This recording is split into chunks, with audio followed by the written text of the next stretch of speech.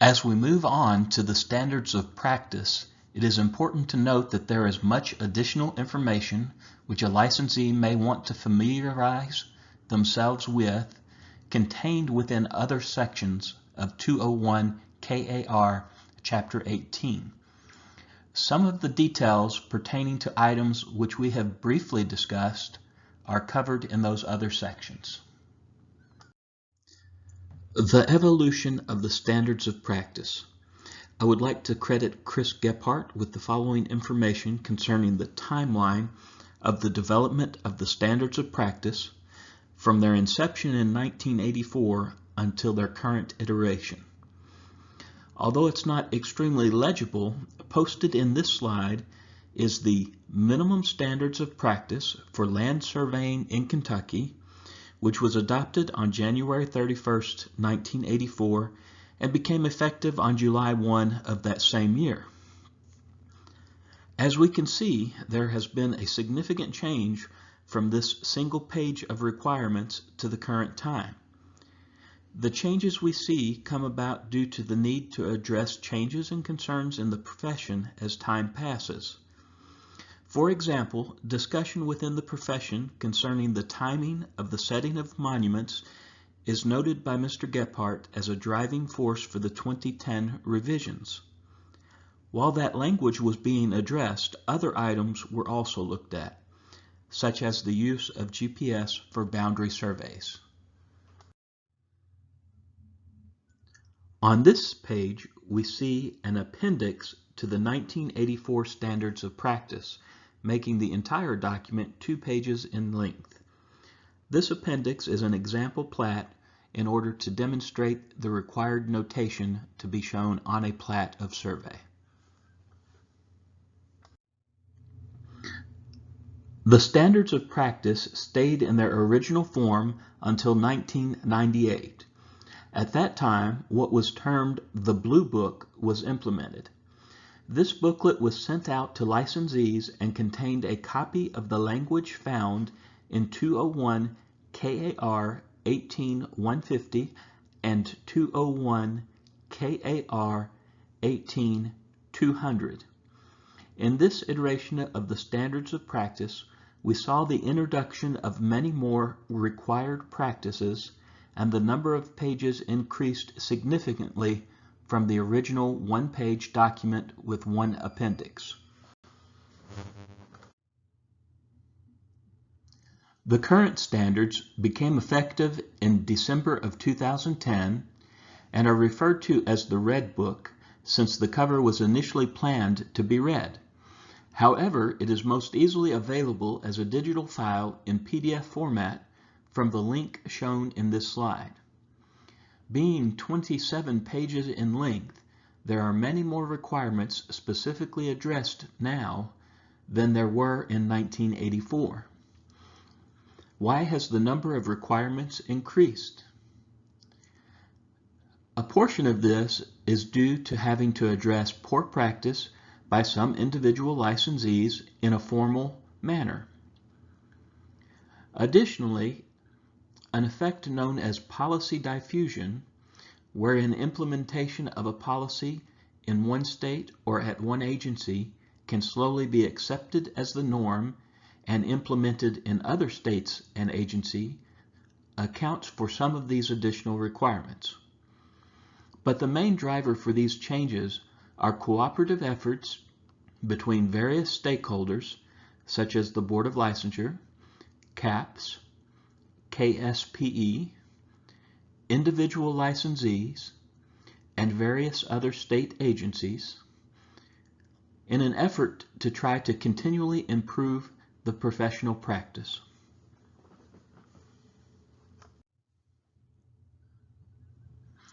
Again, we begin by defining several key terms that will be found within this legislation. There are a large number of defined terms within this section. Most are very familiar and clear to licensees. We will touch on just a few of these terms, which will enhance our discussion of the subsequent sections of the Standards of Practice. Boundary is defined as the perimeter of a parcel or tract of land. Boundary survey is defined as a survey to A.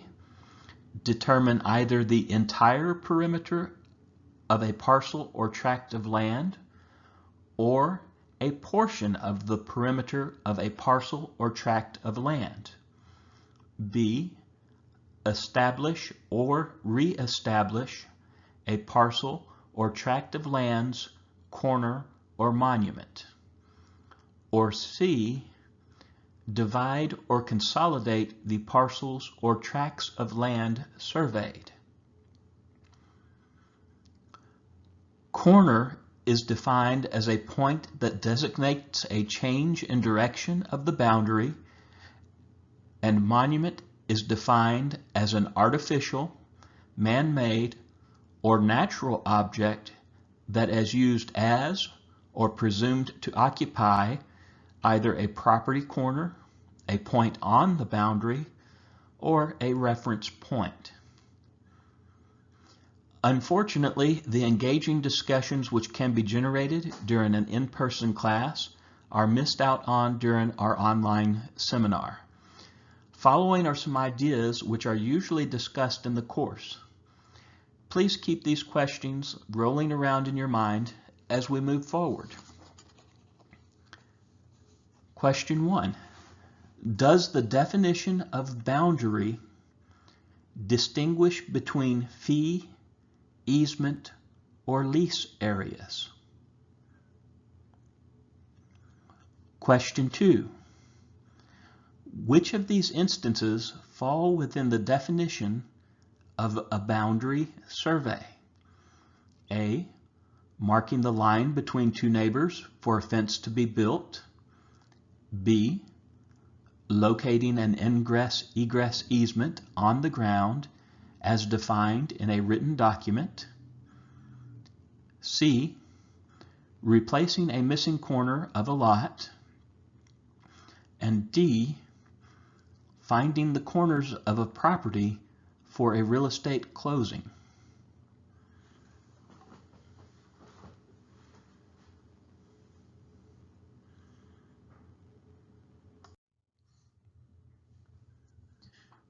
The definition of GNSS is the Global Navigation Satellite Systems.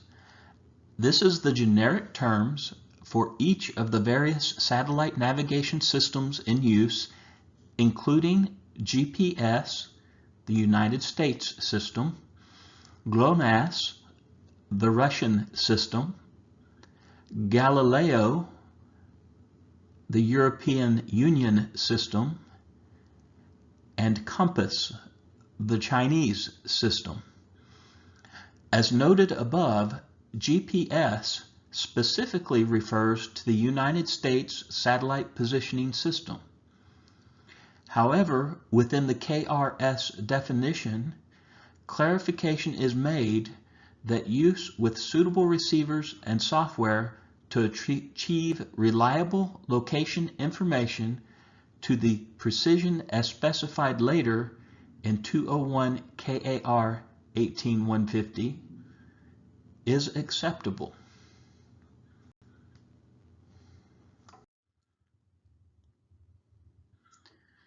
Per 201 KAR 18150, plat is defined as any representational drawing created by a land surveyor reflecting work falling within the definition of land surveying. I specifically call out that as the definition per 201 KAR 18150 to differentiate it from the definition contained within KRS Title 9, Chapter 100.111, which refers to a plat as the map of a subdivision. Going back to 201 KAR 18150, plat of survey is defined as a finished drawing of a completed survey of a parcel or tract of land used to depict the final results of a boundary survey, drawn on dimensionally stable media suitable for reproduction of copies. These different definitions can create concern from county clerks as to what the term plat means when they are asked to record a plat of survey that is not a division of land.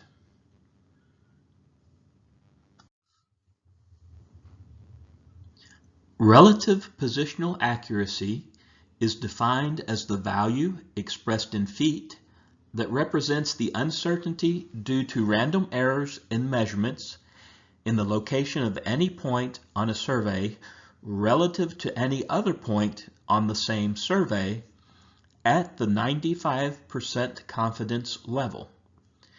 It is interesting to note that this language is almost directly pulled from the 2005 accuracy standards for Alta ACSM land title surveys. I suspect this was the source for the definition. As such, when we discuss what this term means in real-world application, it might be useful to see how the Alta ACSM standards indicate that relative positional accuracy can be tested. Quote, 1. Comparing the relative location of points in a survey as measured by an independent survey of higher accuracy, or 2. The results of a minimally constrained, correctly weighted, least squares adjustment of the survey. End quote. Relative positional accuracy has been a big question brought up since the introduction of this language. Specifically, how do I achieve and show my relative positional accuracy? That subject would be an entire course within itself, but I do want to throw out a couple of items to think about as you report relative positional accuracy. Understand that what is being displayed on your collector screen, depending upon your collector and software, does not necessarily indicate relative positional accuracy. The countdown that shows up to 0.001 horizontal with an RTK measurement does not mean that your point is within 1/1000th of a feet accuracy. While GNSS equipment has been making leaps ahead in terms of accuracy, take care to see what your manufacturer specifications are for your unit and know whether those specs are at the 95% confidence interval or another value. Many manufacturers report their specifications in terms of 1 standard deviation. That is much less than the 95% confidence interval being sought.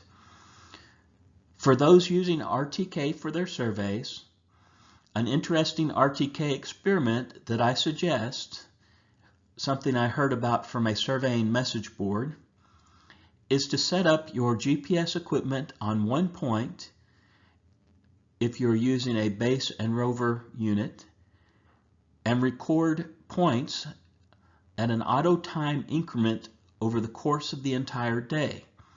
If using a network RTK unit, you can simply set that unit up and record your positions over the course of the day. Once done, look at the plots of those points. See what the change is in the northing values, maximum and minimum, and easting values, maximum and minimum, and determine if that falls within your manufacturer specifications at 1 or 2 standard deviations.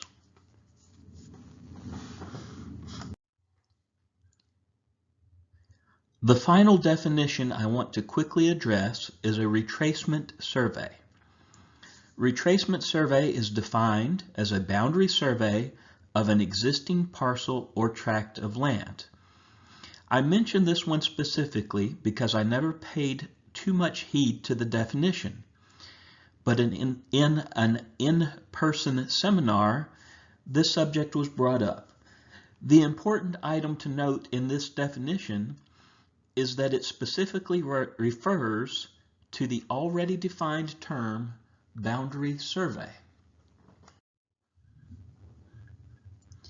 As we proceed through the sections of the standards of practice, it is important to note that there are two different application requirements. Section 1 through Section 12 are all required and apply to any boundary survey, partial survey, boundary survey of lease areas, or deed descriptions prepared by a professional land surveyor. These sections define the minimum standards that are expected to be upheld, but they can certainly be exceeded if higher standards are required either by an agency, such as a planning regulation, an owner, as outlined in a contract, or as determined by the signing professional. There are some instances when these regulations may not apply. Most of these instances pertain to government agency districting.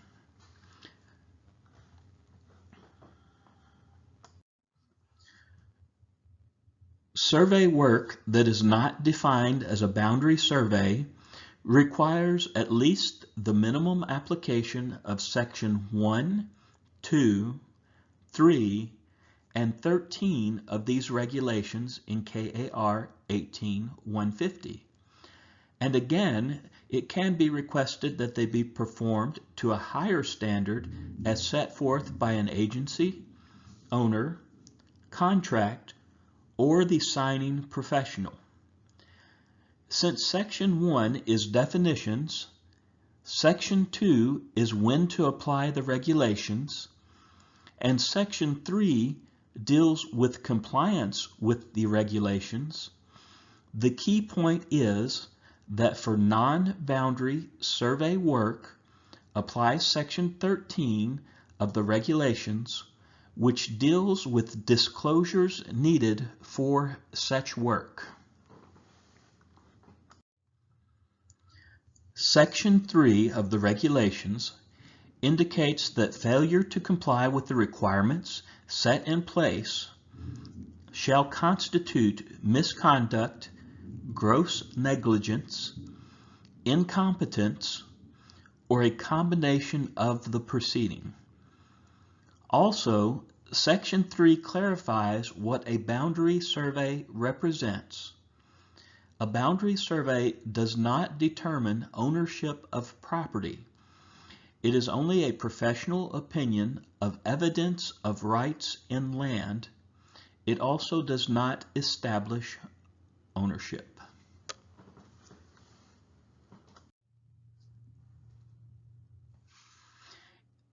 In this section of the regulations, we see that the actual boundary survey is, quote, the marks and monuments on the ground as found and verified, or as set by a professional land surveyor, end quote. This represents the concept of following in the footsteps of the original surveyor.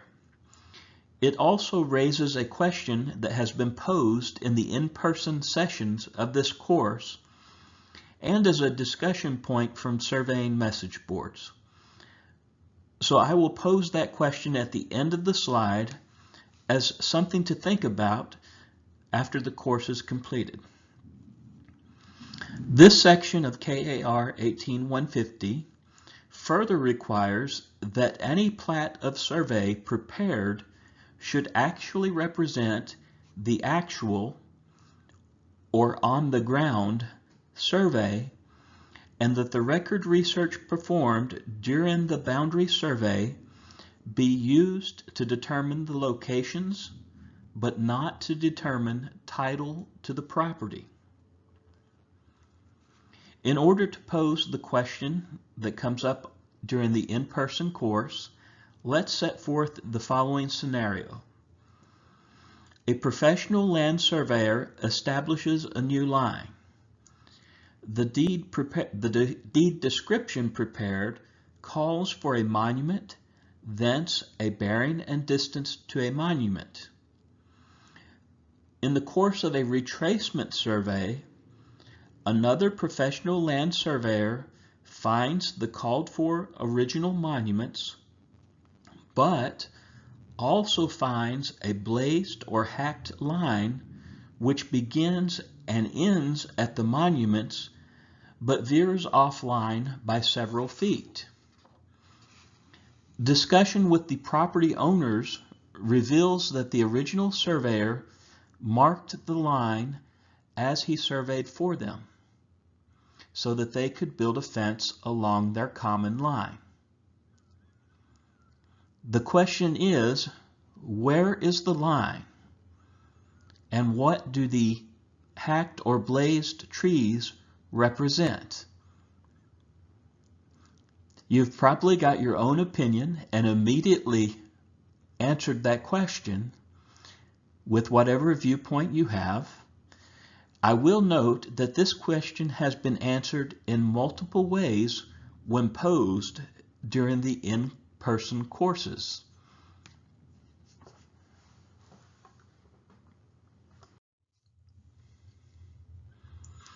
Section 5 of the regulations states what record research is required to be conducted in order to perform a boundary survey. Among these requirements are the present and any relevant historical descriptions for both the subject and adjoining parcels. Relevant recorded documents are required to be researched. In addition, relevant public agency documents need to be researched, as well as any other available documents pertinent to the boundary survey. Essentially, this boils down to you need to research any and all information that is vital to helping inform your boundary determination. I'm sure we have all followed deeds of both our subject and neighboring properties back until we can find agreement on a deed call which has been transcribed in the past. Record documents are probably the most commonly and thoroughly researched due to their ease of access at the courthouse. Sometimes very important information can only be found by looking outside of the record documents. Unrecorded sources may even clue you into the need to search more diligently for a record document. Older tax maps may show that there is a conveyance that is missing from your research. GIS data, such as a digital elevation model, may aid in finding an old roadbed that is difficult to see in the field. Topographic maps may show a cemetery location on the property that needs to be shown on the survey plat. In addition, it may be necessary to seek out additional maps from agencies such as the U.S. Army Corps of Engineers or the Tennessee Valley Authority. The final requirement of any other available data or documents pertinent to the boundary survey is very expansive, but ties in well with the surveyor's responsibilities from the right of entry statute. While notifying adjoiners that you need to be on their property to complete your boundary survey, you have an excellent opportunity to seek any unrecorded surveys that neighbor may have. One key discussion point that sometimes occurs is the idea of what is pertinent and what is relevant. While not everyone holds their work to the same standards, there is a general idea of the standard of care within a professional community. Pertinent and relevant may need to be defined in terms of what would most of my professional colleagues do in this same case. Missing key data due to lack of research is ultimately the responsibility of the professional land surveyor. Despite cost and time commitments, it might be wise to err on the side of too much rather than too little.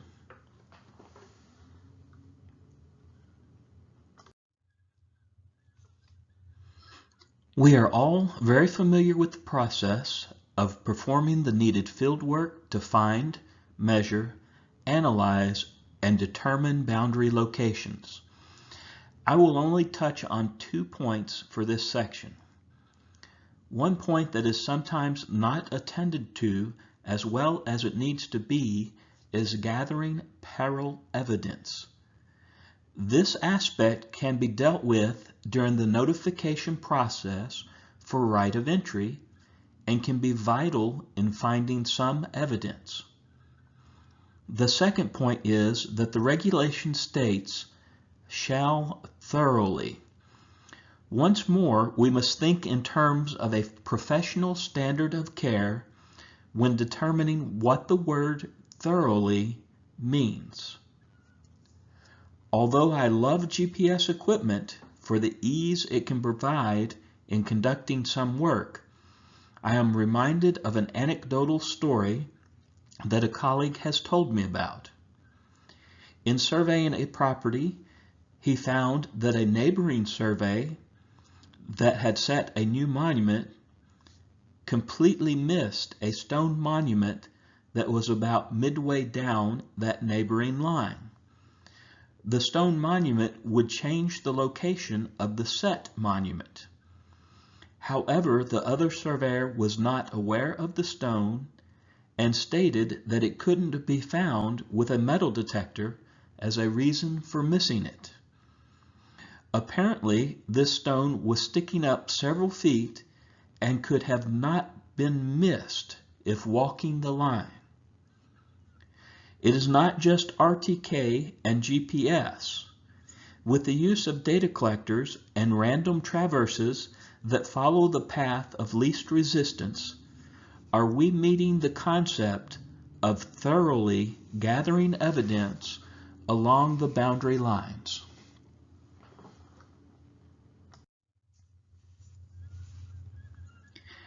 A boundary survey conducted by the professional land surveyor must meet or exceed the standards for accuracy and precision as contained within 201 KAR 18-150.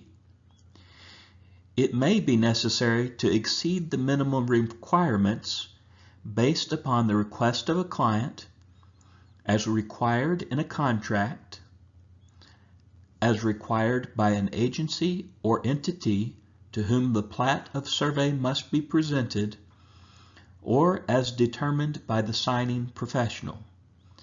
Remember that these standards of practice, although they are not named the minimum standards, they are, in fact, the minimal effort required, and there is no reason we cannot go beyond these minimums.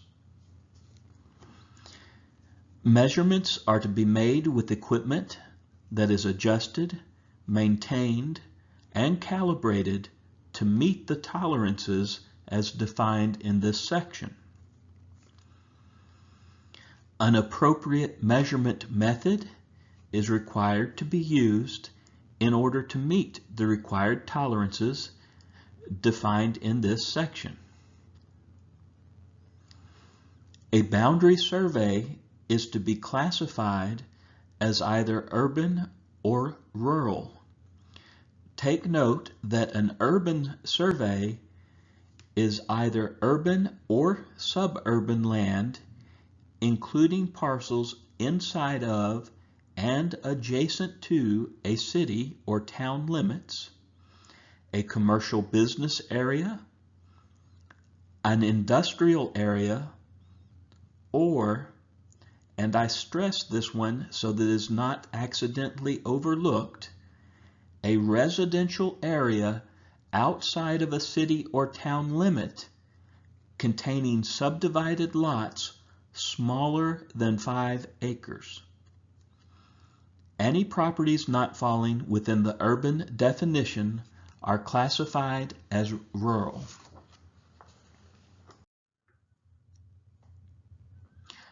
The measurement specifications are shown in a chart within KAR 18150. As seen, they are in relation to either an urban or rural survey. We have basically two options. We can look at the unadjusted closure of a loop or closed traverse, or we can look at the relative positional accuracy. If we use unadjusted closure error, we need to achieve greater than 1 part in 10,000 or 1 in 5,000, depending upon the property classification. We also need to make our measurements using equipment that will allow us to obtain angular closure of no greater than 15 seconds times the number of angles in the traverse for an urban survey, or 30 seconds times the number of angles in the traverse for a rural survey. Distances are 0.05 and 0.10. For urban surveys, we add 100 parts per million, and rural surveys, we can add 200 parts per million. If we report in terms of relative positional accuracy, is 0.05 plus 100 parts per million for urban, or 0.10 plus 200 parts per million for a rural survey. Looking specifically at the urban requirements for relative positional accuracy, we can have 0.05 plus 100 parts per million in our relative positional accuracy. So it is important to look at your equipment being used and the methods being employed and see if the combination of those two will provide you with 0.05 plus 100 parts per million relative positional accuracy between any 2 points within the survey, boundary points within the survey, at the 95% confidence level. So if you look at your manufacturer specifications, make sure that your GPS units, if you're using RTK or network RTK, would be able to achieve the relative positional accuracy stated, but you cannot just look at the single point accuracy expected, and you need to also again take care to know which standard deviation your manufacturer is reporting at.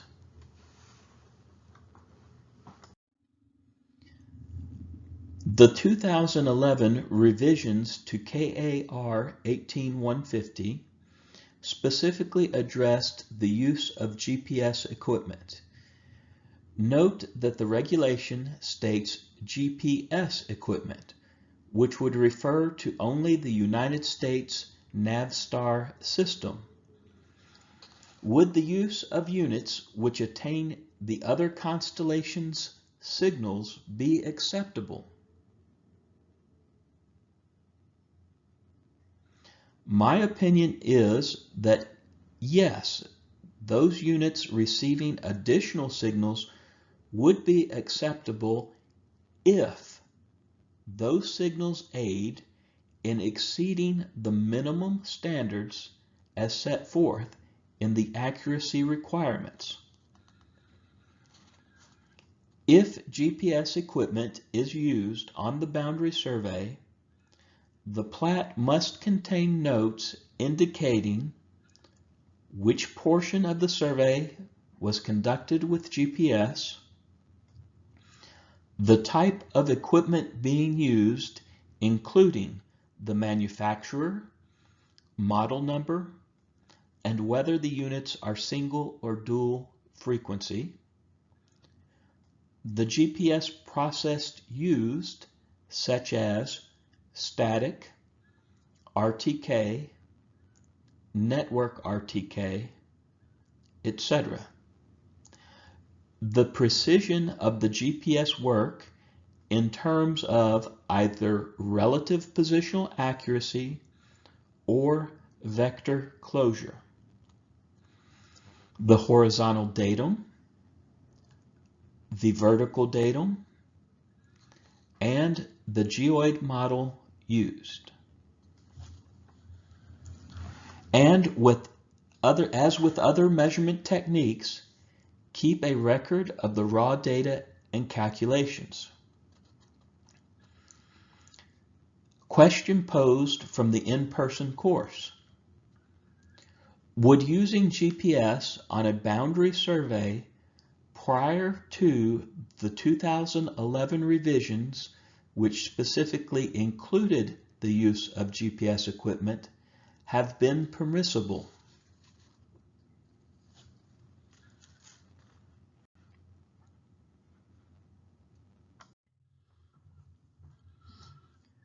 The section of 201 KAR 18-150 pertaining to monumentation is fairly extensive, so it will need to be covered over the course of several slides. The monumentation requirements set forth apply to all boundary surveys, so it's necessary to remember the definition of a boundary survey. Unless an adequate monument is already in place, a professional land surveyor is to set a monument or reference monument meeting one of the following three categories. 1. The typical and preferred monument is to be an iron rod, iron pipe, or iron pin of at least 18 inches in length and 1/2 inch in diameter, with an identifying cap containing the licensee's license number. If pipe is used, it needs to be of Schedule 40 or greater. This is the typical and preferred monument type. Non-typical monuments, item 2, are acceptable when it is not practical to set the typical and preferred type of monument. Non-typical monuments would be of ferrous material such as a PK or magnail and at least 1.5 inches in length, identified with the license number of the professional surveyor supervising the work. This can be accomplished with a stamped washer. If a non-typical monument cannot be set, then we can use item 3, which are alternate monuments and are acceptable when neither a typical or preferred or a non-typical monument are practical to set. Alternate monuments may be railroad spikes, mine spikes, cross cuts, chisel cuts, drill holes, etc., and should be referenced to a durable physical feature.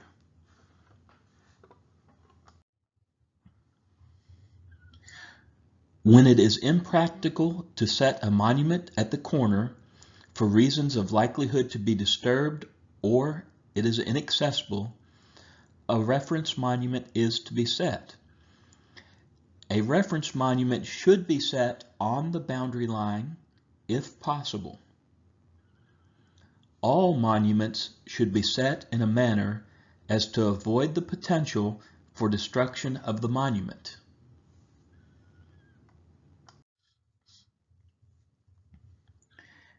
A tree can only be established as a corner monument on a rural boundary survey and is to be marked in a conspicuous manner that is physical, permanent, and will not be harmful to the tree. Note that the term is established as a corner monument, not that an existing corner monument could not be a tree. Trees established as corner monuments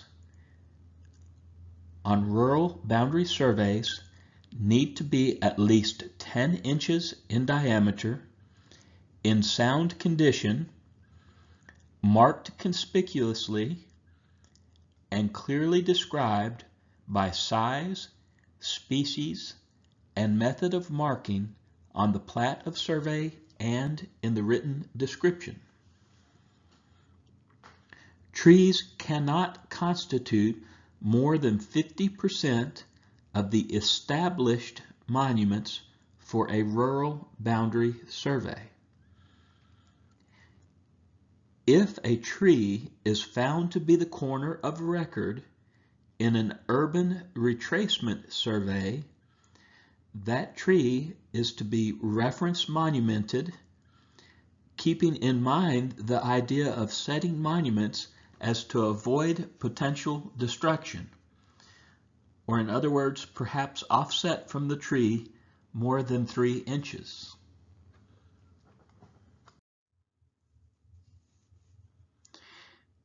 If a corner monument is found to be of unsound condition or fails to meet the standards, a reference monument is to be set in order to perpetuate the corner location. Existing monuments found in the course of a survey are to be preserved and not to be altered or destroyed. Linear monuments, such as a waterway or road, are to be monumented where the boundary line intersects the linear monument, either at the corner or by a reference monument.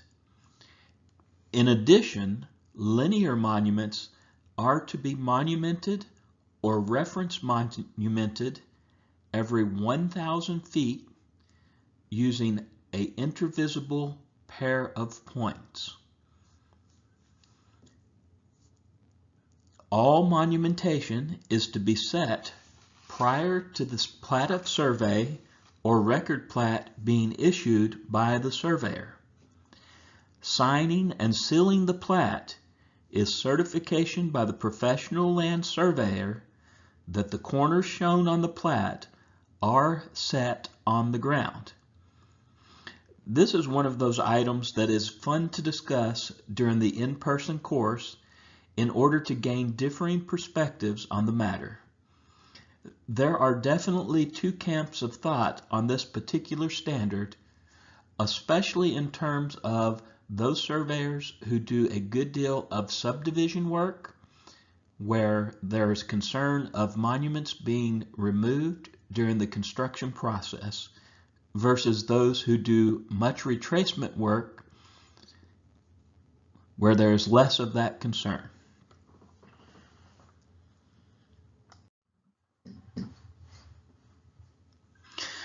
The section of 201 KAR 18150 pertaining to documentation is also a lengthy section which will require several slides to cover.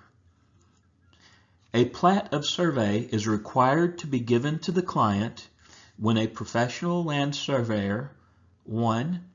Surveys a new boundary line, 2. Retraces an existing boundary, or 3. Determines that the current description or plat does not reflect the surveyed property accurately.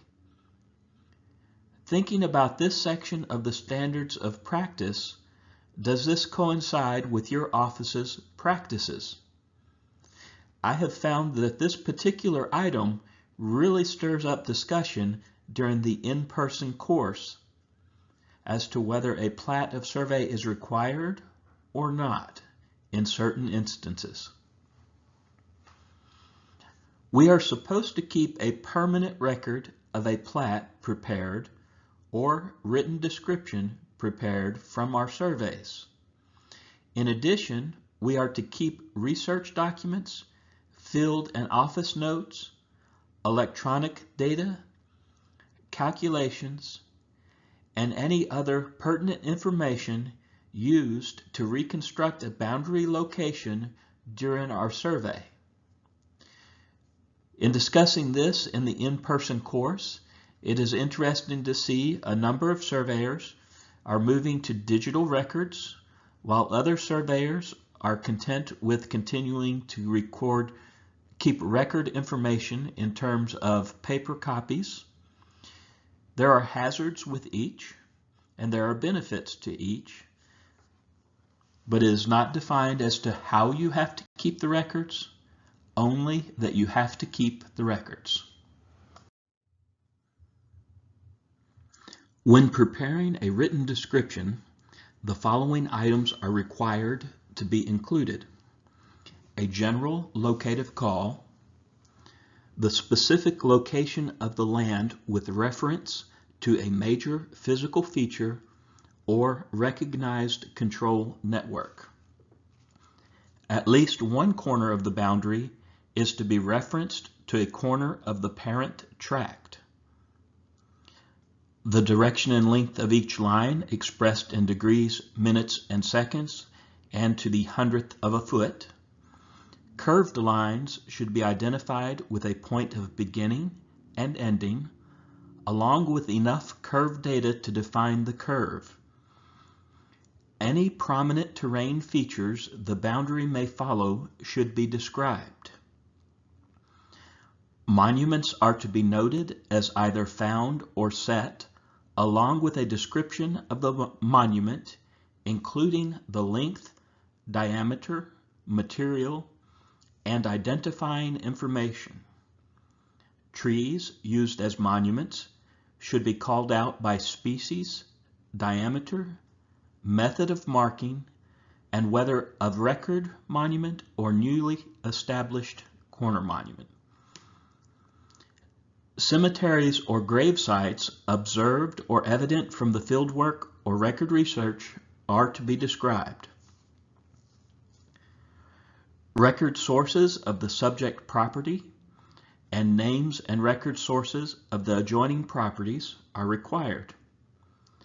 The area is to be calculated to the nearest 1/100th of an acre.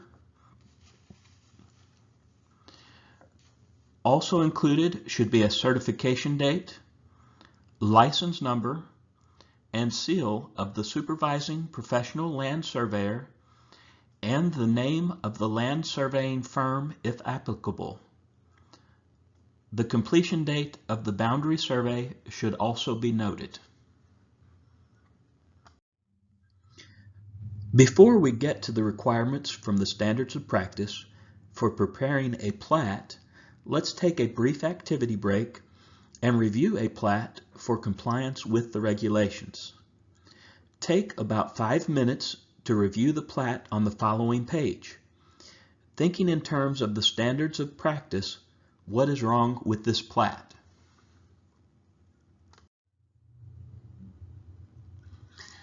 If the first item that you noticed is the date of survey, and you immediately decided, well, no standards were in place in that time period, so we do not need to review this plat any further, then congratulations, great job on recognizing the importance of comparing work that you are looking at to the standards of practice that were in place at the time that work was accomplished. However, for the purposes of this exercise, let's go ahead and review the rest of the plat and pretend to need to apply the current standards of practice to this drawing. Take about 5 minutes to complete this task.